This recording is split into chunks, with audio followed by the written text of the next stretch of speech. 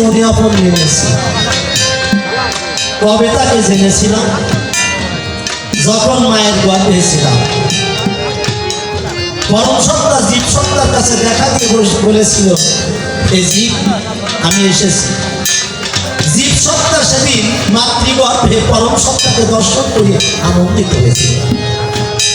ডাক দিয়ে বলেছিল, ঠাকুর তুমি এসেছো?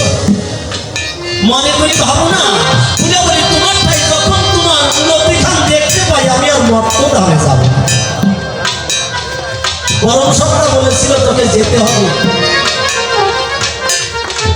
না গেলে তুই মাতৃহত্যা পাপে লিপ্ত হবি, তোর মা মারা যাবে। জীব বলেছিল, তাহলে আমি যাবো ঠাকুর। আবার তোমাকে কিভাবে পাবো মরতে গিয়ে? বলেছিল, পাবি যেখানে সাধু আগমন করবে, সেই সাধু সঙ্গ করবি। যেখানে নাম সংকীর্তন হবে সেইখানে গিয়ে নাম সংকীর্তন শ্রবণ করবি, মুখে নাম করবি, হাতে ভালো কাজ করবি, তাহলে আমার দেখা পাবি। মরতে এসে আমরা তার দেখা পাই না, কত কাঁদি, কত ডাকি, দেখা পাই না কেন? আমরা সংসারের মলিনতায়, সংসারের আবর্জনায় আবদ্ধ হয়ে গেছি। আমরা মুক্ত হতে পারি নাই, তাই তাকে দেখতে পারি না। তাই কবি, প্রায়ত কবি, সাধু কবি বিজয় সরকার গাইবে, তোমায় প্রথম যদি জেনেছি, মনে আপন জেনেছি। আরে প্রথম যদি জেনেছি, মনে আপন জেনেছি। তুমি বন্ধু আমারি মন না, তুমি জানো না, তুমি জানো না রে প্রিয়, তুমি মোর জীবনের সাধনা, তুমি জানো চলে গেলে আমায় ফেলে, ইয়াগুনেই বুকে চলে, একদিনও দেখিতে ফিরে এলে না।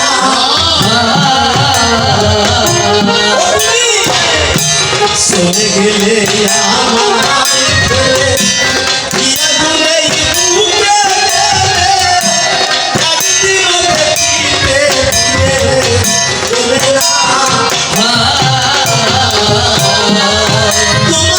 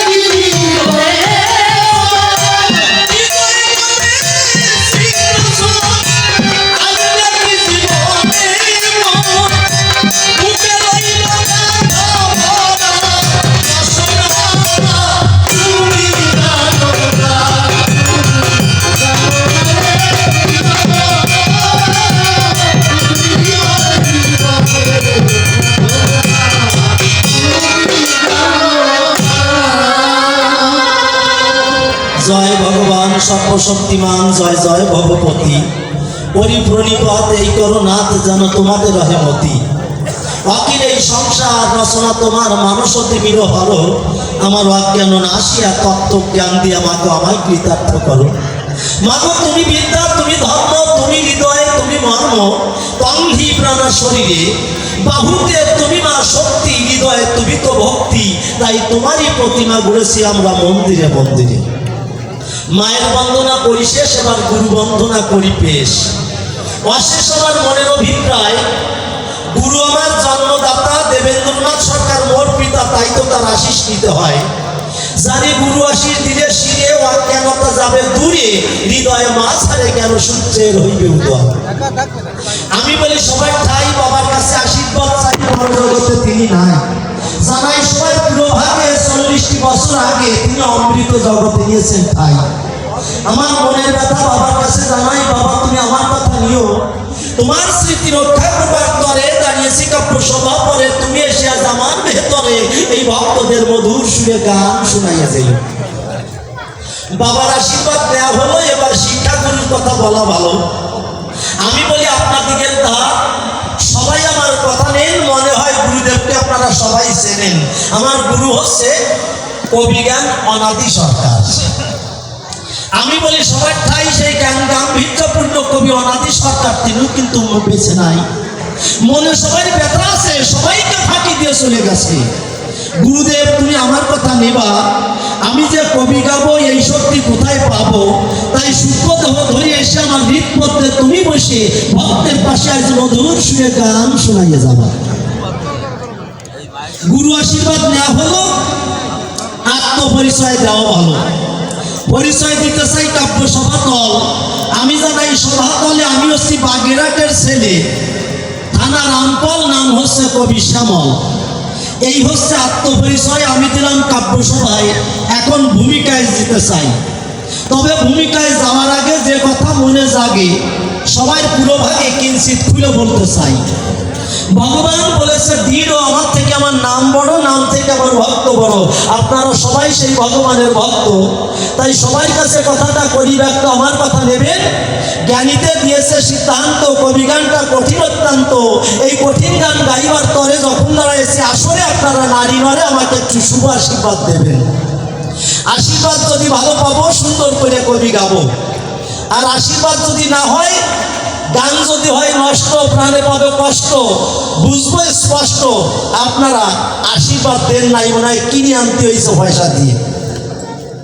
তাই সবাই আমার কথা নেবেন, আশীর্বাদ কিনে আনতে হয় না, এত সবাই আছে জানা, মন খুলে একটু আমার উপরে আশীর্বাদ দোয়া ছড়াই দেবেন। আমার আশীর্বাদ দিয়েছেন কি সবাই? কইটেন তো ভাবছি না, সবটুকু অনুফ্রি দিয়ে ফেলাইছে। আছে কিছু আছে আপনার কাছে? ও অনুফ্রি উপরে টুক দিছে, তাহলে আমার তলে টুক দেন। এই মা এসে দেখেন আসতেছে, ভাবতেছে তো তলের টুক মানে কি করছি জানেন? আমি সত্য কথা খুলে বলি, তলের টুক হচ্ছে মানুষের পায়ের চরণ ধুলি, মানে পায়ের তলের ধুলি, ওইটুক চাচ্ছি। হাসেন কেন? ওর হাত দিয়ে মাথার ভরে আশীর্বাদ করেছেন, আর আমার চরণ ধুলি, আমার বস্ত্রকে দিয়েছেন তুলি। আমি ওই ধুলির বলে হরি বলি, আমি করবো আলোচনা। আমি সেইটুক চাইছি, তা মারাই সে মানে কিটি কিটি হয়ে যাচ্ছে, বলছে না তাই।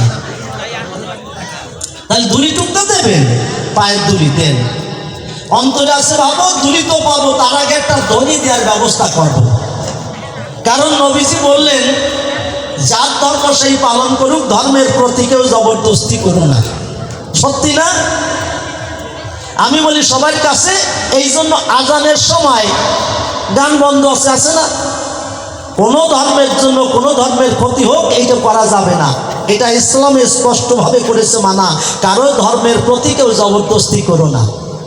তাহলে আপনারা হরিধ্বনি দিলে এরা মনে হয় কেউ নিষেধ করবে না, এটুকু আমি জানি। তারপরে যে দাতারা এই যে অর্থ দান করলো, মহান ব্যক্তি, আমি মায়ের কাছে প্রার্থনা করি এ সমস্ত ব্যক্তির দরকার, মা তুমি এদের আশীর্বাদ দাও। ধর্মীয় কাজ টিকায় রাখতে হলে চিন্তা করে দেখুন, সুধী দলে এমন দাতা যদি না থাকে, না থাকিলে এই ধর্মীয় কাজ তো টিকানোই দেয়। তাই এরা যদি ভালো থাকে, আমি বলি আপনাদিগকে, তাহলে ভালো কাজ সম্ভবপর হয়। তাই মার কথা নিয়েও যারা প্রভূত দান করেছে, মা প্রার্থনা জানাই তোমার কাছে, এদের তুমি দীর্ঘায়ু এবং নিরোগ করে দিও, সাথে সাথে সবাই যেন সুন্দর থাকে। অমা আমি বলি তোমাকে সেই আশীর্বাদও সবাই মাথায় ছড়াইয়ে দিও। এবার আমি একটা ধ্বনি দেব, আপনারা আমার ধ্বনির পরে হরিধ্বনি করবেন হিন্দু ভাইরা জোরে জোরে, আর মায়েরা সাথে সাথে উলুধ্বনি দেবেন। আপনারা আমার কথা নেবেন, যদি না দেন তাহলে কি হবে জানেন? ওই না দেওয়ার দোষে যদি বোমা সন্তান ফেটে আসে, তারপরে টের পাবেন কেমন দেয়। তাই মুছে ফেলুন মনের গোল, যত সব ভক্তবৃন্দে রাধা কৃষ্ণ প্রেমানন্দে, একবার বলুন হরি বল হরি বল হরি বল।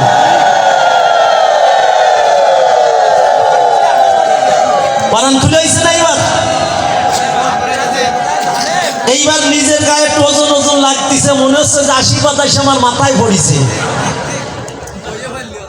শুনবেন ভক্ত যত, আশীর্বাদ যেভাবে পড়িছে তাতে আমার মাথার চুল পড়ে টাক হয়ে গেছে, বাড়ি ওজন লাগতেছে আইফোনের মতো।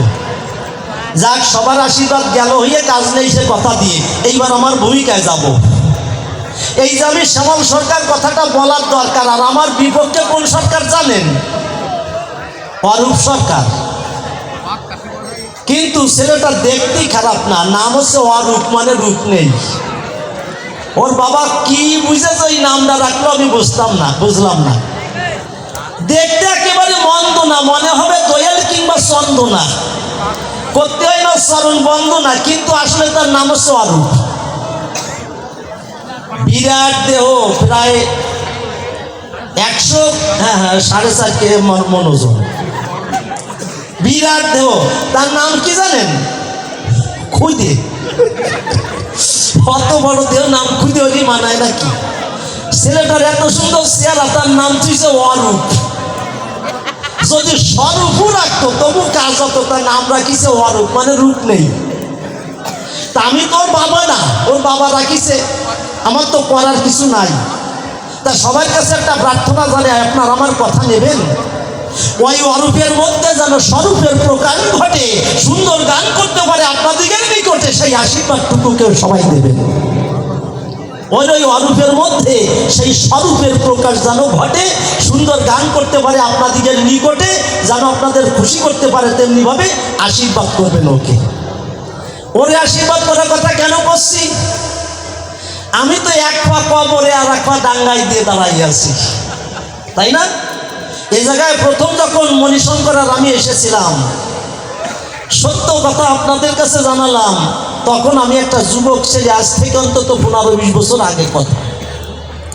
আজ আমি বুড়ো হয়ে গেছি। দেখেছেন, খুলে বলি আপনাদিকের কাছাকাছি নদীতে জোয়ার আসে, আমি বলি আপনাদিকের পাশে, অবশেষে আবার ভাটায় সরে যায়। জোয়ার ভাটা যে জায়গায় হয়, নদীতে জোয়ার আসে আবার ভাটায় সরে যায়, আবার জোয়ার আসে। কিন্তু এই মানব জীবন নদীতে শুধু জোয়ার নাই, ভাটাই মানুষের আসে। একবার জোয়ারে যৌবনে এসে আবার ভাটায় ছাড়া আর তার জোয়ার থাকে না। যৌবনের জোয়ারে পরিপূর্ণ হয়ে যায়, কিন্তু তারপরে আস্তে আস্তে ভাটায় সরে যায়, আর কোনোদিন জোয়ার আসে না। এটাই হচ্ছে বেদনা। তা যদিও আমার জোয়ার আসে না, তবু একটা জোয়ার আমার আছে। কোনটা কোন দিন ডাক দিয়ে বলেছিলাম বৌমার কাছে, আমার বাড়ি, যে বৌমা তোমার মেয়ে যা সুন্দরী আছে, যা রূপী বাহাদুরি, তারও নিয়ে পলাইয়ে ভারতে চলে যাবাই। তা কয়েকটা বাবা আমি বাইসে গেলাম। বৌমা কয় বাইসে গেলাম কেন? বলে বিয়ে দিতে গেলে টাকা লাগতো, সেই কয়টা তো লাগতেছে না। ওই একটা জোয়ার আছে বৌমাকে মেয়েকে নিয়ে, তাই না? ওটা না, মানুষগুলো বুড়ো হয়ে যায়, তবু দেহের মধ্যে একটা জোয়ার থাকে। কি জানেন? সেটা ভাবের জোয়ার, ভক্তির জোয়ার। এই ভাবের মধ্য দিয়ে ভক্তিতে ভগবানের নামে যদি চোখে জল ঝরাতে পারে ভাই, ভগবান বইটা ধরে শেষে নিজেই পার করে, তার ভব নদী পার করে তার চরণে স্থান দেয়। সেই ভাবের জোয়ারে অবিকল ঝরাইয়ে দুটি চোখের জল। আজ প্রাণ খুলে এই কাব্য সভাতল আমি গান করতে চাই। ভাবের জোয়ারটা এখনো যায় নাই, ভগবানকে ডাকলে চোখে জল আসে, সেই জোয়ারটা এখনো দেখে আসে। তা আজকে অনুপ সরকার নিজের নাম ত্যাগ করে মনোহর সরকার নাম ধরিয়ে আপনাদিকের ধারে দাঁড়াইয়ে আমার ধীরে ধীরে কয়েকখান প্রশ্ন করেছে। দা এই মনোহর সরকার জানাই স্পষ্ট, কবি জগতে সর্বশ্রেষ্ঠ, যার উপরে কোনো সরকার হয় না। এই মনোহর সরকারের ছাত্র ছিল পাগল বিজয় সরকার। তাহলে বিজয় সরকারের গুরুদেব একবার করে দেখুন হিসেব, তাহলে সরকারটা কত বড়। বিজয় সরকারের গুরু হতে গেলে সাধারণ সরকার হলে কি চলে না? মনোহর সরকার যদি এখন এইখানে দাঁড়াতো, দাঁড়াইয়ে যদি বলতো এটা রাত না দিন, তা প্রত্যেকটা লোক দেখতো সত্যি এটা রাত না, এটা দিন। এত বড় সরকার পৃথিবীর বুকে জন্মে নাই। বাড়ি কোথায়? গোপালগঞ্জ পুলিশ লাইন আছে, পুলিশ লাইনের কেবল পাশে দুর্গাপুর নামক গ্রাম। হরিবর আর মনোহর যাদের কাব্যের বাজারে সবচাইতে বেশি দর। আজকে অরূপ সরকার সেই মনোহর সরকার নাম ধরে আমার রসরাজ তারক বানাইয়ে পরে ধীরে ধীরে কয়েকটা প্রশ্ন করেছে। আমি রসরাজ তারক হব, মানে তারক গোসাই। ও কিন্তু বিয়ে পাস, মনোহর সরকার বিয়ে পাস ছিল, নকুল দত্ত বিয়ে পাস ছিল। আর আমার কি হয় জানেন? তারক সরকারের এ পাস, ও পাস, ড পাস, এই হচ্ছে আমার পাস। জীবনে স্কুলে যাই নাই, এস আমার পাস। তাহলে পাস আলা একটা লোক আমার কাছে প্রশ্ন করেছে, জবাব দেওয়া যাবে না মা? চেষ্টা করি, তাই না? আশীর্বাদ দিচ্ছেন এই জন্য চেষ্টা করি। প্রশ্ন দিছে, কথা নাও। ও তারো, আমি করিয়া ভীষণ ফন্দি, গণেশ পাগলকে করিয়া বন্দি, আমার বাড়িতে মন্দিরে রেখেছিলাম বর্তমান। যখন তারক তোমার সাথে গান গাইতে যাব, গণেশ পাগলের পায়ে প্রণাম দেবো, এইটা ভেবে একটা প্রণাম করেছি। ওই গণেশ পাগল কিন্তু লেঙ্কি গণেশ পাগল, ওই মনোহর সরকারের বাড়ি থাকে। কেন থাকে? বন্দি করে তারে বন্দি করেছে। ও তো বলে গেছে, মনে আছে কথাটা? ওই গণেশ পাগল পোরসাইডে বাস করত, সাধনা স্থল। হরিবার মনোহর সরকার পানসি নিয়ে ওই জায়গাতে নদী দিয়ে গান গাইতে যাচ্ছে। গণেশ পাগল তীরে দাঁড়াইয়ে দুটি হাত উঁচু করে দিয়ে ডাক দিয়ে কয়, ও মনোহর, তোর কাব্যের বাজারে বেশি দর, তুই আমার কথা ধর। জানাই তোর পাশাপাশি কবি শুনতে ভালোবাসি, আমার এই আশ্রমে একটু কবি গান কর। হরিবার আর মনোহর সরকার ডাক দিয়ে কয় আজকে তো বায়না আছে, গান করার পরে কালকে যখন ফিরে যাবো পাশে তোমার ওই জায়গায় গাবো, জঙ্গল সে জায়গায়। গান করার পরে যখন ওই পথ দিয়ে ফিরিছে মনে নাই, বায়না তো করে নাই, মনে নাই, কিন্তু এই পাগল ওই জায়গায় বসে আছে, গণেশ পাগল। ডাক দিয়ে কয় ও মনোহর গান গাবি না? বলে হ গাবো। তা আমাদের কিন্তু টাকা দিতে হবে, আমরা টাকায় গান গাই। বলে আয় টাকা দেবানি। জানিস কত ভক্ত আমারে প্রণাম দেয়, প্রণামের সাথে সাথে টাকা ফেলায়, যত টাকা পাবো সমস্ত টাকা তোদের দেব। মনোহর সরকার ভাবে তাই কত প্রণামীর টাকা পাবে সব আমাদের দেবে, তাহলে টাকার আর অভাব নাই, এক ফলায় আমরা 5 ফলার টাকা পাইয়ে যাব। সরকারও তো একটা টাকার লোভী হয় না, কি কয়? ওরে না, তাই বলে আমরা না। বিজয় সরকার বলিছে যে জায়গায় গাবি সে জায়গাতে টাকা নিবি, বিজয় সরকার কইয়ে গেছে, আর সেই জায়গায় বেশি বেশি খাবি। কমিটি 5-7 ভাগে খাওয়াইছে আজকে ডাক্তার বাড়ি। কবিয়ালরা এমন পেটে না ধরে যেটুক তার চাইতেও খাবো খাবো করে। আমি বলি সবাইটাই আজকে যা খাওয়াইছে রে অমা, শেষের টাইমে বাড়ি নাই, ফেলাই দিতে হয়েছে এত পরিমাণ, যা খাওয়া গল্প দেবো না, আপনাকে খাতে ইচ্ছে হবে না। তারপরে আমি তো জানি তো বলে তাহলে টাকা দেব। হরিবার আর মনোহর যারা ছিল দলবল নিয়ে ডাঙ্গায় উঠলো, জঙ্গল, সেখানে কোনো বাড়ি নাই। বলে ও গোসাই তোমার আশ্রম কই? বলে একটু ভিতরে ঢোক। গভীর বনে যখন চলে গেছে, আমি বলি কথাটা আপনাদিগের কাছে, হঠাৎ পাগলের কি পায় এইরকম একটা আশ্রম বাড়ি তৈরি হয়ে গেছে। হরিবার মনোহর অবাক হয়ে গেল, গভীর জঙ্গলে কোথার থেকে আশ্রম এলো? অদ্ভুত ব্যাপার না?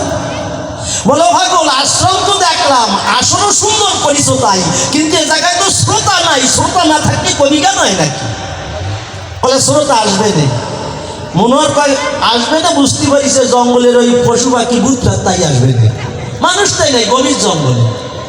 সত্য কথা বলা ভালো, ওরা যখন আসরে ডোলের বাড়ি দিল, চারিদিক থেকে শ্রোতা হাজারে হাজারে আসা আরম্ভ করলো। কোথার থেকে আসে কেউ জানে না।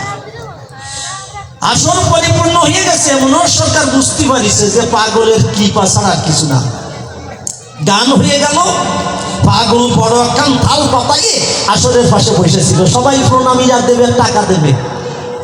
আমি বলি সবাই ঠাই গান শেষ, একটা লোকেও 1টা টাকা দিয়ে প্রণাম ওই দিন দেয় নাই। গান শেষে মনোহর সরকার ডেকে বলে ওই গণেশ পাগলের পাশে কথা নাও, এইবার টাকা দাও। পাগল ডাক দিয়ে কয় মনোহর রে, কত প্রণামীর টাকা পাই, কোনোদিন টাকা হাত দিয়ে শুয়ে দেখি নাই, আজকে কেউ একটা প্রণামীও দিল না, একটা টাকাও দিল না। কথা লো, টাকা ছাড়া অন্য কিছু চা, যা চাবি আজকে তাই দেবো। মনোহর সরকার করেছে অন্তরে ভাবো যে আজকে জন্মের চা চাইয়ে নেবো গোসাই। মনোহর সরকার বুঝতে পারিছে সাধারণ সরকার না, এই বিজয় সরকারের গুরুদেব। বলে কথা লও, যদি তুমি সত্যিকারে আমি যা চাবো দিতে চাও, তাহলে আমার নৌকোর মাথার পরে উঠে বসে যাও। ও গোসাই আমার নৌকোর পরে বসো, টাকা তো দিতে পারলে না, আজকে আমার নৌকোর পরে ওঠো। অন্তরে আছে ভাবো আজকে তোমারে আমার বাড়ি নিয়ে মন্দিরে রেখে জীবন ভরে তোমার পূজা করবো। আমরা তো গান গাইয়ে বেড়াই, আর সারা জীবন বলে আমার বাড়ি ভাড়া দিতে হবে। কৌশল করে করে বন্দি, গণেশ পাগলরে করলো বন্দি, টাকা তো দিতে পারি না, কি হবে, বন্দি হয়ে গেছে। তাহলে সারা জীবন বলে আমার কি হলো? পাগলকে বাড়ি নিয়ে একটা মন্দির তৈরি করে দিয়ে ওরা 2 ভাই গান গিয়ে বেড়ায়, পাগল বসে বাড়ি ভাড়া দেয়। সুন্দর মন্দির করে দিছে। 2 ভাই তাদের স্ত্রীকে ডেকে করেছে মানা, যখন পাগল যা চাবে তখন তাই দিতে হবে, কোনো সময় পাগল যেন খেপে না, যা চাবে তাই দিতে হবে। সত্য কথা বলা ভালো। এইভাবে বন্দি করে মন্দিরে রেখে দিল। এই গণেশ পাগল কেমন মানুষ তাই শোনেন। 2 ভাই গান গাতে গেছে, গণেশ পাগল মাঠের মধ্যে যাই একটা মরা গরুর, 3 দিনের মরা গরুর মাথা ভেঙে নিয়েছে, গরুর মাথায় ভোগ হয়ে গেছে। 3 দিন আগে মরিছে, মাঠে ফেলাইছে, যে মাথা মশলায় ভেঙে নিয়েছে। বাড়ি এসে কয় মামি রে শিকির করে দামা নিয়ে আয়, ওই যে বেদ দিয়ে বুনতে ওই যে দামা। মামারা গান গাইয়ে বাড়ি যখন আসবে তখন মামারা খাবে কি, তাই একটা মাল ধরিয়ে এনেছি, এইটারে ডাইয়ে তো মরা গরুর ফসা মাথা ও কাটিয়ে বেড়াচ্ছে। মনোহর সরকারের স্ত্রী যখন বাইরে গেল দেখে ওই পাগলের মাথায় মরা গরুর মাথা ছিল, তাতে ভো কাটিয়ে বেড়াচ্ছে, আর গন্ধে দ্বারে যাওয়া যায় না। নাকে কাপড় দিয়ে একটা দামা নিয়ে এইভাবে শুয়ে দিছে, মানে ওই যে স্বামী বলে গেছে যা চাবে তাই শুনতে হবে, উপায় নেই। দামা শুয়ে দিয়ে নাকে কাপড় দিয়ে বাড়ি ঢুকে গেছে। গণেশ পাগল উঠানের মাঝখানে ওই মরা গরুর মাথাটা দামা দিয়ে চাপা দিয়ে রেখে দিছে। সকালবেলায় উঠে ওইখানে যায় আর ডাক দিয়ে কয় যে এখনো খাওয়ার মতো ওই নেই, মামা তো বাড়ি আসবে না, না 2 দিন পরে আসবে না, ওইটা খাওয়ার মতো হবে না। আর বউ দুটে কয় যে খাওয়ার মতো হবে না, তো হোক হয়ে যাবে না।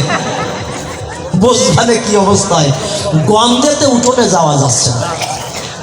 সত্যি কথা বলা ভালো, আমি বলি আপনাদিকে বছরে 2 দিন পরে 2 ভাই গান করে যখন বাড়ি এলো, 2 জনের বউ 2 স্বামীর কাছে যাইয়ে নালিশ দিল, কথা নাও এই পাগলরে বাড়ির থেকে তাড়াও। বলে কেন? বলে যে মরা গরুর মাথা ডাইকে রাখিছে তোমারে খাওয়াবে, আর গন্ধতে আমরা 3 দিন বাড়ি থেকে বেরোতে পারি না। পাগল কয় আমারে তাড়াতে হবে না, বউ দুটাকে তাড়া, এ নিয়ে সংসার করা যায় না, কিভাবে তোরা সংসার করিস তারা। বলে কেন? তাহলে বহু কষ্ট করে খুলে বলি মামা তোর বছরে, মনোহর সরকারের মামা কয়ে ডাকতো, খুলে বলি মামা তোর বছরে আমি মাঠের থেকে কষ্ট করে একটা জিনিস ধরিয়া নিছি, তা ওরা কয় মরা গরুর মাথা।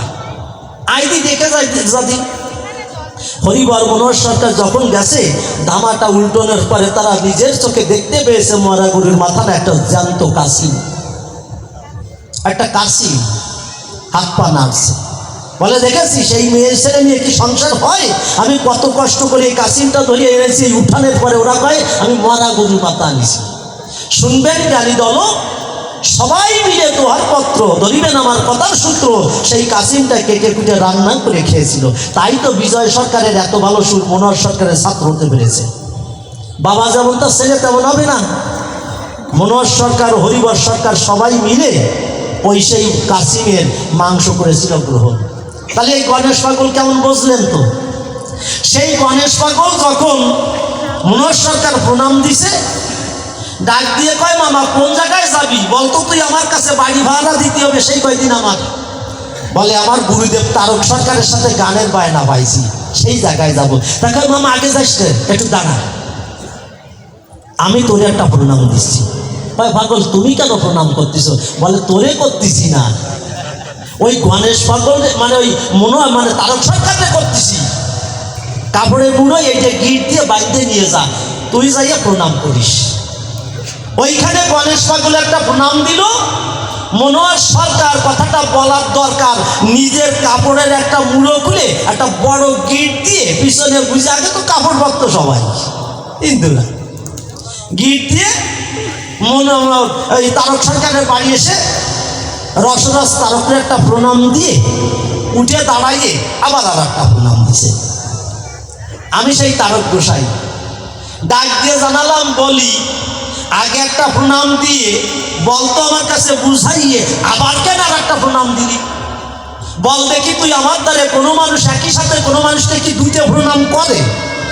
কি কাজটা করলি? মনোহর কয় গুরুদেব প্রথম প্রণামটা আমার, দ্বিতীয়টা আমার না। তা করলি কেন? বলো ওইটা আমার বাড়ির গণেশ পাগল দিছে, সেইটাই যে কাপড়ে গিট রয়েছে ওই সেইটা তোমারে দিলাম। গণেশ সাথে সাথে আমি সরিয়ে গেলাম। আমি বললাম মানা, গণেশ পাগলের প্রণাম নেওয়ার মতো শক্তি আমার নাই, ওর প্রণাম আমি গ্রহণ করতে পারবো না। তুই বরঞ্চ আমার কথা নিবি, গান গাওয়ার পরে আমি একটা প্রণাম দিলাম ওই পাগলের, ওই কাপড়ের আর এক মুড়োয় গিট দিয়ে যা বাড়ি যাইয়ে পাগলের প্রণাম করে তারপরে আমারটা তুই দিবি। সত্য কথা বলা ভালো, মনোহর সরকারের কাপড়ের এ মুড়োয় বড় এক গিরে, ও মুড়োয় বড় এক গিরে, ওর পড়ার কায়দা কাজ। গান গাইয়ে বাড়ি গেছে, গণেশ পাগলের যাইয়া প্রণাম দিছে, প্রণাম গোসাই। উঠে দাঁড়াইয়া আর একটা প্রণাম দিছে। গণেশ পাগল ডাক দিয়ে কয় মনোহর সরকারের পাশে, মামা একটা প্রণাম দিস, তুই আমার কথা নিস, আজকে দুটা দিলি কেন? বলে শেষেরটা আমার না, প্রথমটা আমার। বলে শেষেরটা কার? বলে রসরাজ কবি তারক আমার গুরুদেব পাঠায় দিছে সেই দিন। সাথে সাথে গণেশ পাগল লাভ দিয়ে সরে যেয়ে ডাক দিয়ে কয়, ওর প্রণাম কোনোদিন কি গ্রহণ করা যায়? এখন মনোহর সরকার পড়িছে সমস্যায়, তারকের প্রণাম পাগল নীতি ভাবতেছে না, আর পাগলের প্রণাম রসরাজ তারক নীতি ভাবতেছে না। কাপড়ের দুই মাথায় গিট হয়ে গেছে, পড়বে কোন কায়দায়? ডাক দিয়ে কয় পাগল এখন করবো কি? গণেশ পাগল বলে মনোহর তুই আমার কথা ধর, বাড়িতে একটা সুন্দর করে কবির আসর কর, আর যত দেশের কবি আছে বাংলাদেশে সবাই নিমন্ত্রণ করি এই জায়গায় আনাইয়ে তাদের দিয়ে কবি গান গাওয়া। দুই পক্ষ নেবে তারা, একজনে আমার পক্ষ নেবে আর একজন রসরাজ তারকের পক্ষ নেবে। তাতে কি হবে? তোর ওই কাপড়ের গিট খোলার একটা ব্যবস্থা হবে। দুই পক্ষ নেবে, নিশ্চয়ই এক পক্ষ জিতে যাবে, গিট একটা খুলে যাবে। এইভাবে পরে আসর করেছিল। এইখান থেকে প্রশ্ন দিছে যে কবি রসরাজ, গুরুদেব আমার কথা নেও, গণেশের প্রণাম তুমি নিলে না, তার একটা প্রণাম দিলে বড় কেডা সেই কথাটা বলে যাও। এই জায়গায় প্রথম প্রশ্ন, বড় কে? আমার কথা শোনো, পাগল তোমারে ভক্তিতে প্রণাম দিল, তোমার কাছে বলা ভালো, তার প্রণামটা তুমি গ্রহণ করলে না কেন? কারণটা কি? আমি বললাম মনোহর রে, জানিস না গণেশ পাগল সর্বত্যাগী, বিষয়ের প্রতি তার কোনো লোভ নাই, সে সংসার ধর্ম করে না, একমাত্র ঈশ্বরের চিন্তা করে চোখের জলে চলে সদা এই ধরা তলে, সে বাইরের কিছু বোঝে না। সর্বত্যাগী বিরাগী, ওর মতো সাধকার জগতে নাই, তাই অন্তরে করি ভালো না, আমি ওর প্রণাম নিতে পারবো না, কারণ ও আমার থেকে অনেক ঊর্ধ্বের, আমি নিতে পারবো না। এখানে গণেশ পাগল সবচাইতে বড়, তাই আমি প্রণাম নিলাম না, আমার থেকে গণেশ পাগল বড়।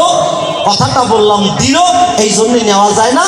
এবার একটা গান গাবো, তারপরে আস্তে আস্তে বাকি প্রশ্নের জবাব দেবো। কেবল কিন্তু পাতাইয়ে তোলাম, এইবার প্রশ্নের জবাব হবে, পাতাইয়ে তোলাম মাত্র।